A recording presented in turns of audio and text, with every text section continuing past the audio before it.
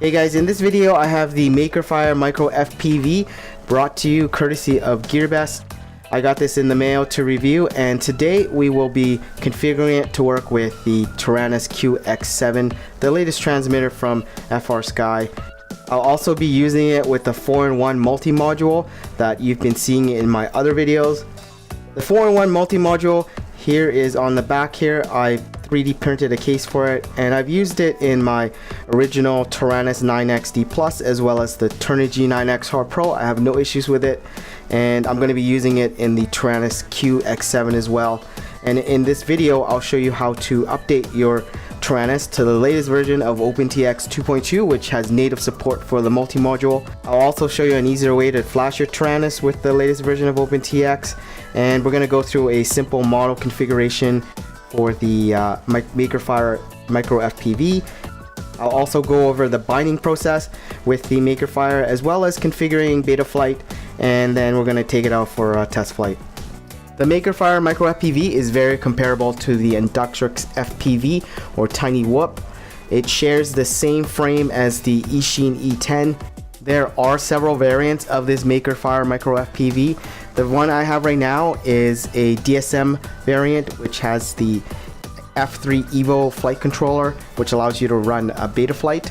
And there is another version that has the FrSky receiver. And finally, there is also one that uses the original Eachine E10 flight controller. So unlike the models that have the EVO flight controller, you won't be able to load a custom flight controller software like Betaflight or anything like that. You won't be able to customize it or modify the flight characteristics of it at all, and you'll just be flying it with locked settings that came with the Eachine E10 if you plan to get that version. I have the bind and fly version, which doesn't come with a transmitter, and these are the things that it comes with: basically a charging cable for the battery and a micro USB cable, as well as a 200 milliamp hour battery. The battery has the same type of connector that you'd find on most E-flite or Blade micro quads or helicopters. Before we get into setting up this micro quadcopter, let's talk about the onboard camera. It comes with a 5.8 gigahertz all-in-one to 25 milliwatt camera, which is, I believe, tilted around 10 degrees. And there are two buttons on the top that allow you to change the channels as well as invert the image. I'll hook them up to my Eachine VRD2 FPV goggles to show you what it looks like.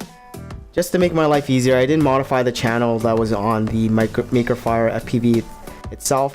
Instead, I scanned through the channels on the goggles itself. Once I add power to the Makerfire, you should be seeing an image, and also be sure to take off the camera lens that it comes with, else everything's going to be blank. And here you can see that it is working.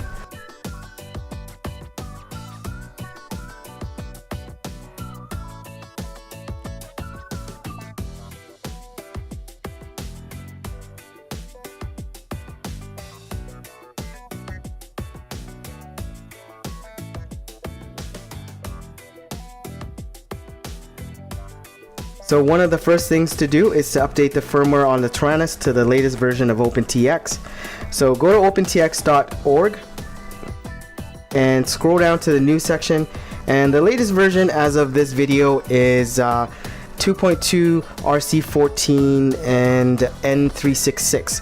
So starting with 2.2, the multi-module is officially supported in the official branch of OpenTX. And right here you can see what are the changes to since the last version, and if you scroll all the way down you can see links for OpenTX Companion. This is where you can download a version for your computer. If you're running Windows, download this version. If you're running Mac, Linux, Ubuntu Linux, there's OpenTX Companion for pretty much every operating system. And for those who don't know, OpenTX Companion is used to download the latest version of OpenTX for your transmitter. It's used to configure your models. It's used for a variety of reasons related to transmitters. So it's not just only for flashing or downloading firmware. You can use it to create new models as well with this software. And you also want the SD card contents. So download the latest version as well. This will get copied to your SD card, and it will have sound files, it will have images and stuff like that, which are required by the OpenTX firmware.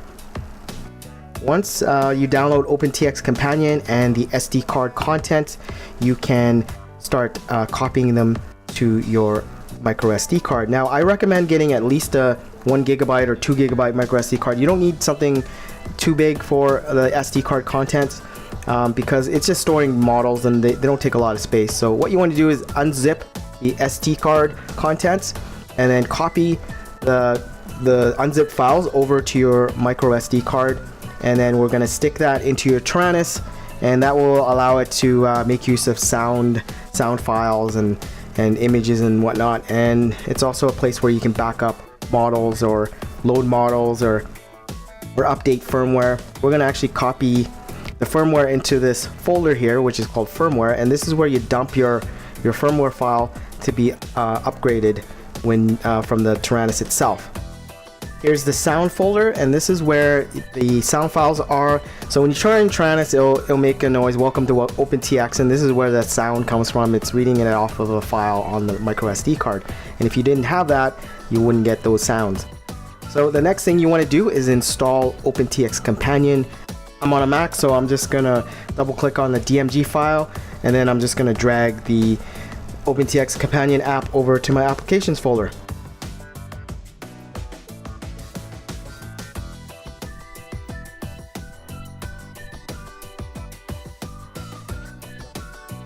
After you install OpenTX Companion, you want to launch it. The very first thing you're going to do is create a new radio profile. So I already have a couple already set up, but I'm going to set one up from scratch just to show you how it's done. Click on Add Radio Profile, and then what you want to do is click on the gear icon here, and this will bring up the settings so you can configure it. Here, give it a name that you can recognize. So I'm going to type in Taranis QX7, and this is where you select the radio type. Make sure you have the right one for your transmitter. In my case, I'm using the Taranis QX7, so I'm going to select the Taranis X7 here.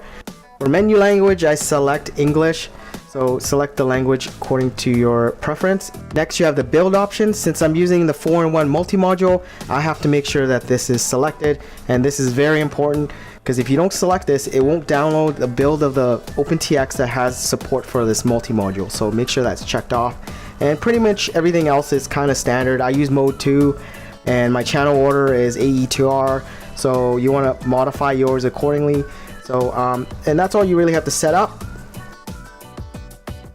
After you create the radio profile, make sure you have it selected. So select the new one we just created, and then you want to download the new firmware by clicking on the download icon here, and this is where you can verify if it's got the right firmware selected. So make sure it's X7 multi-module for your transmitter, and here this will tell you what the latest version available is. Click download firmware, and it will ask you where you want to save it. I would recommend saving it on a hard drive, and this way you can access it again later. As you can see, I've already done that. I saved it onto my desktop somewhere, but right now I'm going to save another copy of it onto my SD card. So I'll put it in the firmware folder, and you may want to rename this to something shorter because it's hard to see the file name on the Taranis transmitter itself if it's too long. So I usually shorten it a bit so it's easier for me to read it, especially when you have multiple versions of the firmware on your transmitter. So that's pretty much it in terms of copying it to your micro SD card. We're going to actually update it from the Taranis itself via the micro SD card instead of having to deal with drivers and plugging up to your computer. I think this is the best way of getting the latest version of OpenTX downloaded and installed on all the FrSky Taranis transmitters. Now that you have OpenTX loaded onto your micro SD card, we can stick the micro SD card into the Taranis QX7 and begin the firmware flashing process. And this process, of course, will be the same for all the Taranis, whether you have a 9XD, 9XD Plus, or QX7. It's the same process, and basically what it is you hold down the two trim buttons inward, and then you turn it on. Press the power button, and then you'll be brought to this screen which lets you pick the firmware. Hold down the enter button, and it should start writing the firmware to your Taranis.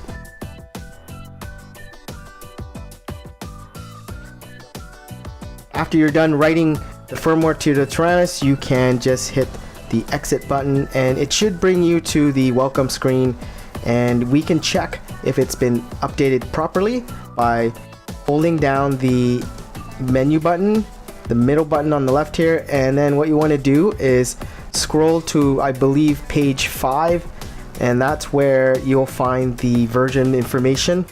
So here you can see that it's flashed with version 2.2 N366, which is the latest at the time of this video, and that's how you know it's done properly. You also want to make sure that you do have the multi-module version of the firmware, and to do this, all you have to do is go into a model and make sure that you have the MULT option here in the external module. And when you select MULT, this should give you options for various protocols. Right here you can see that it has FlySky, and you can change the various other protocols that are available in the 4-in-1. And if you see this, you know you have the OpenTX firmware that has multi-module support. Another thing you need to do is make sure you have the mode and channel order set up correctly. So hold the center menu button on the Taranis and then move all the way down to the very bottom, and you should see an option where it says basically the mode and the channel order. And as you can see, I have AETR as the channel order and mode 2. So if you prefer mode 1, this is where you can change it, but for me, I use mode 2. The very first thing you'll notice when you unbox your Taranis is that both sticks will self-center. In my case, I run mode 2, so I like having my throttle stick on the left hand side. And in order to fix this, you will have to open up your Taranis and tighten a couple of screws. I'm not going to go into too much details about it, but there are videos on YouTube that do a really great job at showing you how to disable the self-centering on your throttle stick. Now we're going to get into the nitty-gritty and actually create a model for your Makerfire. I'm going to start from scratch here and create a simple one. Select the option to create a model and then go in and give it a name. I'm just going to give it something very simple, but I would recommend that you give it a much more descriptive name other than ABC. Then you want to go all the way down to the module section, and this is where you want to turn off the built-in module, which is the internal RF. So select that and make sure that's off. And then since we're using the 4-in-1 module, you want to select that. So MULT will select the 4-in-1 module on the external bay, and we're going to be using the DSM protocol. I believe the receiver on the Makerfire supports both DSMX and DSM2, but we're going to use DSMX 11 milliseconds. And the last thing you want to do is go down and select auto detect. You don't need to worry about page 3 and 4 of the setup. Go to the inputs on page 5, and you want to make sure you have these enabled. AETR, these should be there by default. And the next page is mixer, page 6, and you want to make sure that you have AETR for the mixer, and then we're going to create another one for channel 5. And channel 5 is going to be used to arm the quadcopter as well as putting it into a flight mode. So I'm going to be flying it in angle mode most of the time. So I'm going to use only one switch to arm the quadcopter as well as flick it into angle mode. I'm going to be using the switch on the top left corner of the Taranis. I believe it's SF to arm the quadcopter. You could choose whatever switch you want. So at a minimum, you need 5 channels to operate this quadcopter, 1 to arm it, and the other 4 channels to control it. And outputs is where you can change the direction of your quadcopter. For example, if your aileron is like reverse, this is where you can change it. So go to the channel that is going in the opposite direction and then inverse it or leave it. And that's pretty much it for the model setup. We're going to go to the next process, which is to bind the quadcopter to the transmitter. Another thing I want to bring up is that if you want to be able to select protocols in the menu, make sure that you have your 4-in-1 multi-module in serial mode, and this involves soldering the two TX and RX pads together as shown in this picture. Before we start the binding process, you want to make sure you have the latest version of the firmware for your 4-in-1 module. Watch my other video that shows you how to update the 4-in-1 module, or visit the GitHub page located in the description. Start the binding process with a Makerfire Micro FPV. Hook up your micro USB cable onto the micro USB port on the quadcopter itself, and then on the other end you can either power it with your PC, or in my case I'm going to actually be plugging it up to a USB external power pack, which I have here.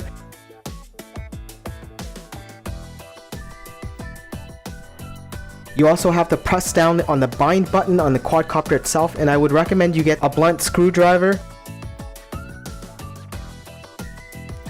Hold down the bind button on the quadcopter, and at the same time what you want to do is plug in the other end of the USB connector to a power source like a power pack, and then the light on the quadcopter should be blinking very fast like this, and this is when you know you are in bind mode.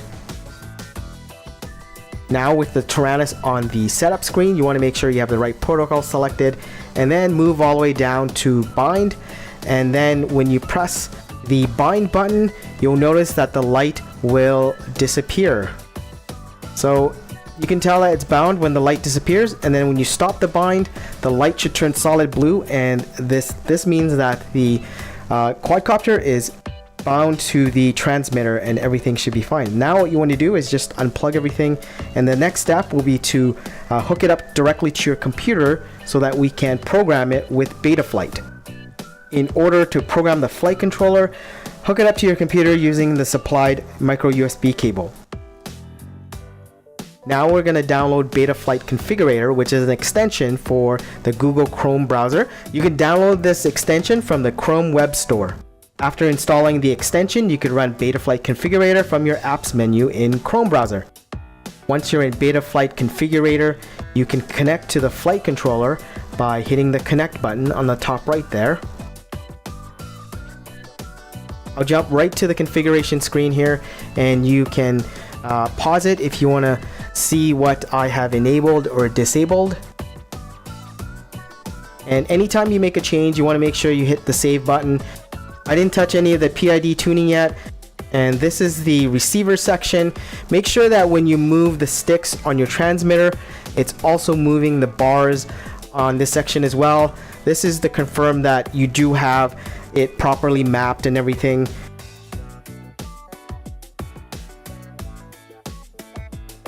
I have my channel map at AETR123.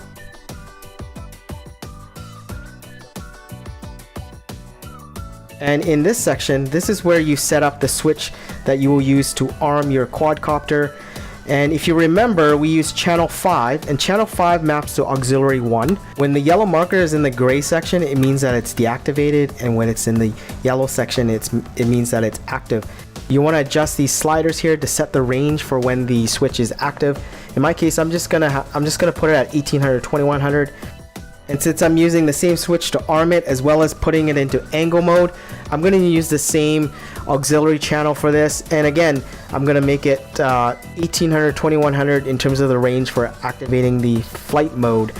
There's several flight modes you can use, horizon, head free, air mode, etc. And you can in fact assign them to different switches, and in which case you would map them to different auxiliary channels. I think auxiliary 2 is channel 6 and auxiliary 3 is channel 7, etc.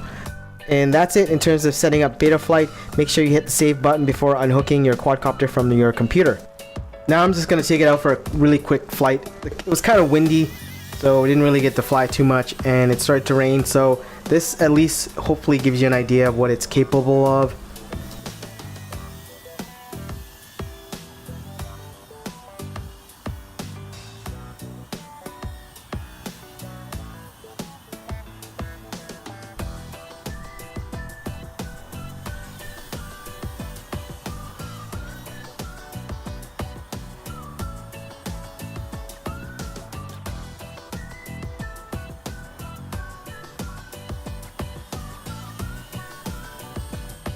Hope you enjoy the video so far. After flying the Makerfire Micro FPV for a while, it's actually a very capable little micro quadcopter, and having the F3 EVO flight controller allows you to tune and configure a lot of things. And as you get better at flying, you could turn off angle mode and turn on horizon mode, or turn off all those modes completely and fly it in acro or rate mode.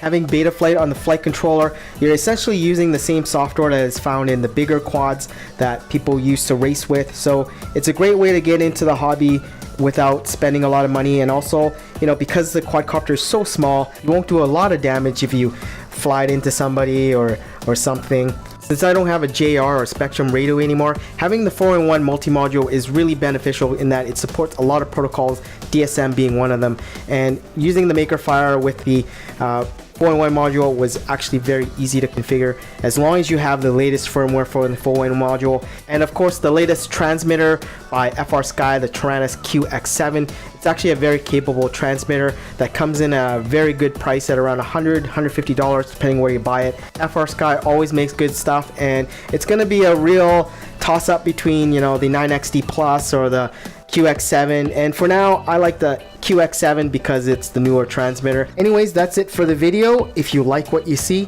comment, like, or subscribe, and I'll see you in the next video.